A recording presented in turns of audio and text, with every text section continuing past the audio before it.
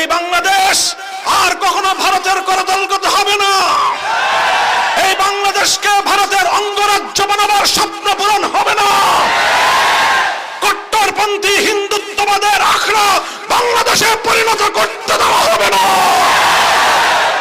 খবরদার, হুঁশিয়ারি উচ্চারণ করতে চাই, 5ই আগস্টের স্বাধীনতা সংগ্রামের বিরুদ্ধে, গণ অভ্যুত্থানের চেতনার বিরুদ্ধে যারা কথা বলবে পেটে চামড়া থাকবে না। সংগ্রামী সাথী ও বন্ধুগণ, 1971 পূর্ববর্তী সময়ে মুসলিম লীগ যা করেছিল, 2024 সালের 5ই আগস্টের পূর্ববর্তী সময়ে আওয়ামী লীগ তাই করেছে। কাজেই বাংলাদেশের মানুষ যেমন মুসলিম লীগের রাজনীতি আর করে নাই, এদেশের মানুষ আর আওয়ামী লীগের রাজনীতি করবে না।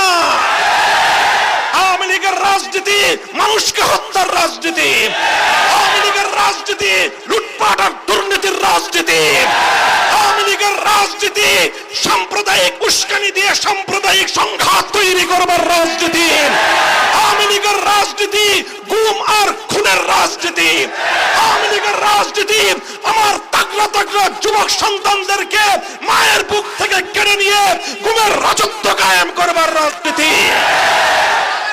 এই রাজনীতি আর বাংলাদেশের মানুষ, বাংলাদেশে আর এই রাজনীতি করা যাবে না।